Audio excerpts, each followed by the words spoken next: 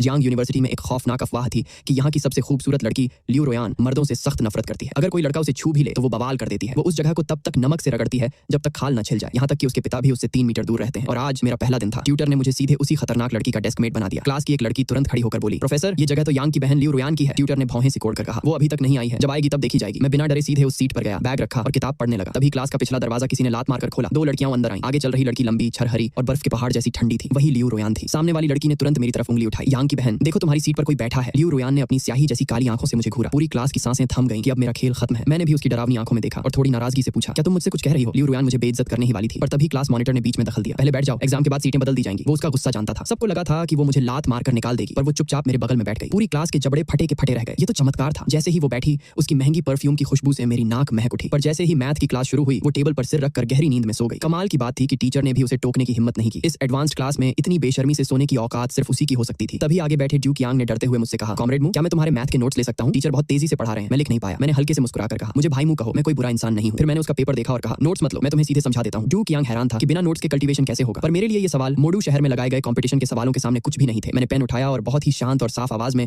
उसे पूरा थ्योरम समझा दिया। ड्यूक यांग की आंखों में मेरे लिए इज्जत आ गई। भाई तुम तो जीनियस हो। तभी हमारी आवाज से लियू रोयान की नींद टूट गई। उसने अपने कंधे हिलाए और बेहद कातिलाना नजरों से हम दोनों को घूरना शुरू कर दिया। ड्यूक यांग का चेहरा पीला पड़ गया। ड्यूक यांग कांपते हुए बोला, मुझे माफ करना, मेरी वजह से तुम्हारी नींद खराब हुई। पिछली बार जिसने उसे सोने नहीं दिया था वो डर के मारे 1 हफ्ते स्कूल नहीं आया था। मैंने आराम से पेन रखा। मैं थोड़ा पानी लेने और क्लास का शेड्यूल देखने के लिए खड़ा होने ही वाला था कि लियू रोयान की सुस्त पर गुस्से से भरी आवाज आई, या तो चुप रहो या बाहर निकलो। मैंने उसे ऊपर से नीचे तक देखा। अपनी जिंदगी में मैंने इतना घमंडी इंसान नहीं देखा था, पर मैं बहस नहीं चाहता था, इसलिए शांति से बोला, सॉरी, आगे से ध्यान रखूंगा। मेरी इस अचानक माफी से वो भी हैरान रह गई और दोबारा सो गई। मैं पानी के काउंटर पर गया तो वहां अचानक मेरी कजिन वो मैंग मैंग मिल गई। मैंग मैंग के हाथ खाली थे। मैंने मजाक में पूछा, क्या तुम मुंह लगाकर पानी पीने आई हो? उसने शर्म से सिर खुजलाया और पूछा, भैया आज आपका पहला दिन कैसा रहा? मैंने कहा, एक अजीब और गुस्सैल डेस्क मेट मिली है जो हमेशा सोती रहती है, बाकी सब ठीक है। मैंग मैंग चौंक कर बोली, क्या वो लंबी और बहुत सुंदर है जिसे पूरा स्कूल डरता है? मैंने थोड़ा सोचकर कहा, सोने की बात तो सच है, पर डरने का मुझे नहीं पता। चलो क्लास का टाइम हो गया। इतना कहकर मैं अपनी क्लास की तरफ मुड़ गया। मैंग मैंग ने क्लास 1 के अंदर झांका और जब उसने देखा कि मैं सच में लियू रोयान के बगल में बैठा हूं तो उसके होश उड़ गए। उसने सोचा कि मुझे उस खतरे से दूर रहना होगा। मैं अपनी सीट पर आया और पानी का गिलास टेबल पर रख दिया। लियू रोयान अभी भी मुंह फेरकर सो रही थी। मैंने उस पर ध्यान न देते हुए अगली क्लास की किताब खोल ली। अगली क्लास इंग्लिश की थी और टीचर थी 40 साल की सख्त लियू फैन फैंग। वो बाकी टीचर्स की तरह लियू रोयान के नखरे बर्दाश्त करने वालों में से नहीं थी। उन्होंने आते ही ब्लैक बोर्ड पर एक मुश्किल सवाल लिखा और पूरी क्लास के सामने कड़क आवाज में चिल्लाई, लियू रोयान खड़ी हो जाओ और इस सवाल का जवाब दो। पर लियू रोयान तो अपनी ही दुनिया में गहरी नींद सो रही थी। पूरी क्लास की निगाहें अब हम दोनों पर टिक गईं कि देखें अब क्या तमाशा होता है। टीचर का गुस्सा 7वें आसमान पर था। मैं चुपचाप अपना सिर झुकाकर नोट्स बना रहा था कि तभी टीचर ने गुस्से में डंडा पटका और मेरी तरफ देखा। नए ट्रांसफर स्टूडेंट, अगर तुम्हारी बगल वाली महारानी सो रही है तो तुम उसे जगाने की बजाय खुद खड़े होकर इस सवाल का जवाब दो, वरना सीधे क्लास से बाहर जाओ।